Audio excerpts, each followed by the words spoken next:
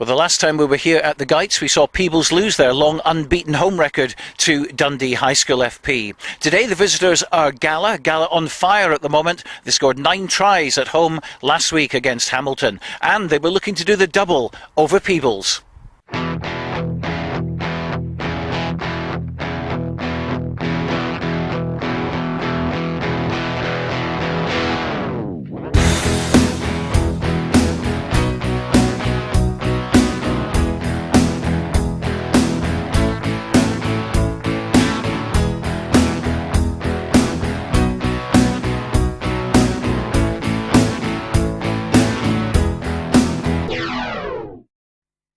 Welcome to Borders Rugby Roundup. We'll have a look at Premier 2, including this game at the Gites a little bit later on. But let's start with Premier 1 and go down to Mansfield Park.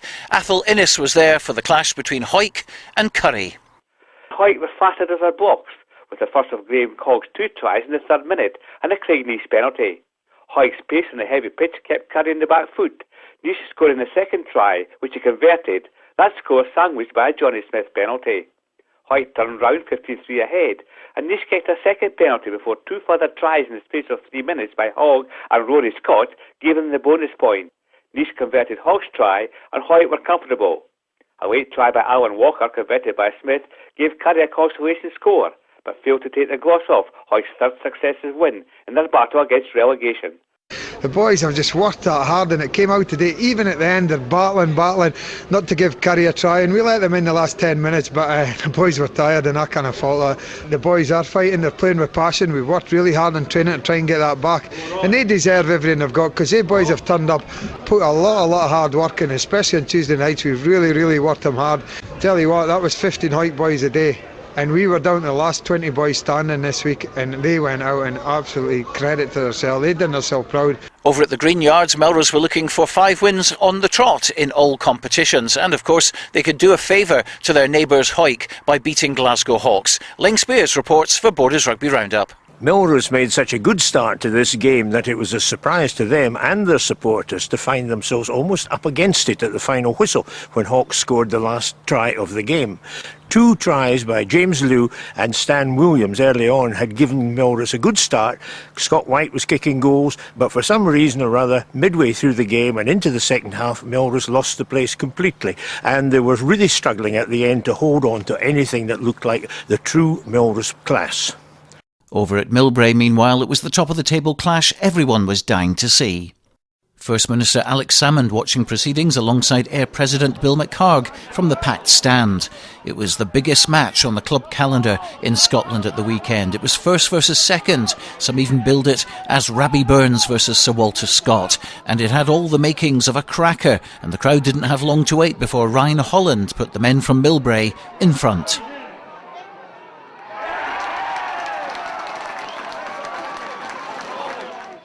Holland did it again in an almost identical move, with the ball swung out wide on the right.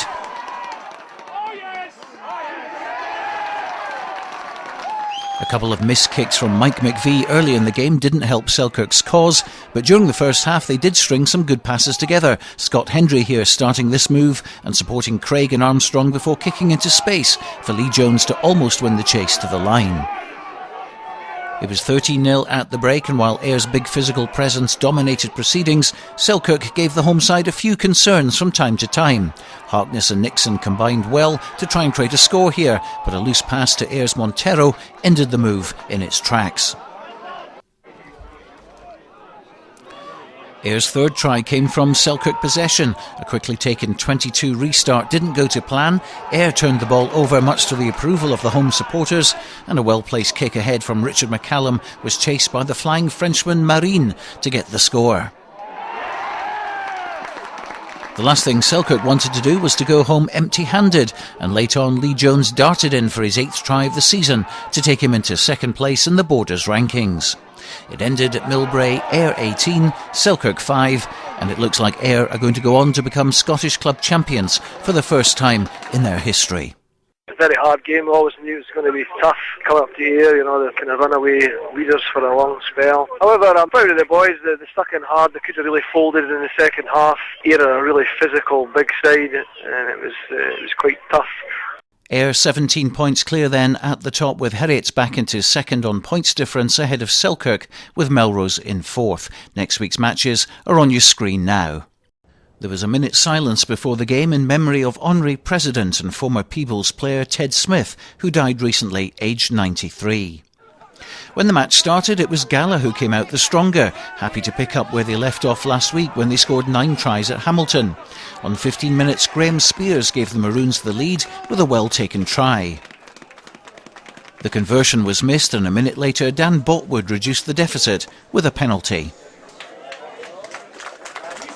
Just before the break, Fraser Thompson saw a gap near the Peebles line and put Gala into double figures, but Speirs' conversion came back off the woodwork. Gala began the second period as they left off the first with some good attacking play, and on 42 minutes Lee Kibble went over for his team's third try, and they were soon eyeing up a bonus point.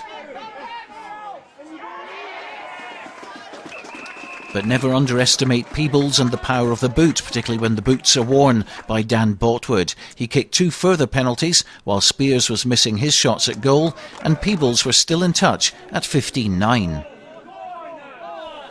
On the hour, Gala went down to 14 men following a yellow card, and Peebles took full advantage. A 5-metre scrum resulted in Peebles' first try. It was a pushover effort from David Payton. We've seen him do it so many times this season, and you can see what it meant to his teammates. Botwood converted, and 2 minutes later another try for Peebles. It came from a 22-metre dropout, which was gathered by John Oakes. He ran half the field to get the winning score. Dan Botwood again converted, and while Gala pushed hard at the end, a Speirs penalty for a bonus point was all they could take away from the game. Fully excited to beat Gala, local rivalry, so definitely good to beat that. We're down and out at the start, but we came through and we got 4 points, pretty happy with that. Because it was 3 tries to nothing early on, in fact into the second half, and things didn't look that great. Yeah, no, it didn't, but the boys got a lot of character, and it definitely showed out there today.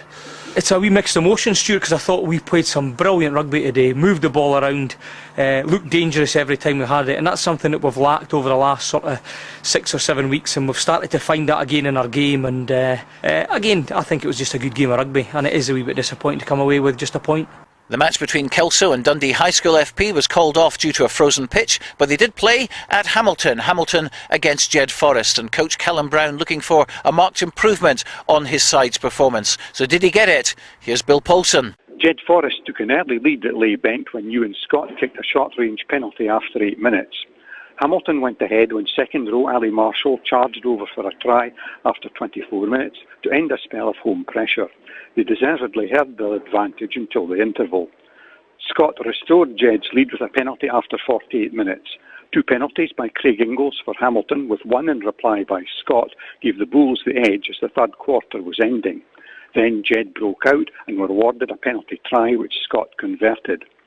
Ingalls narrowed the gap with his third penalty. Jed had the last word, with wing Jamie McCraw storming into the right corner for a try which made the final score Hamilton 14, Jed Forest 21.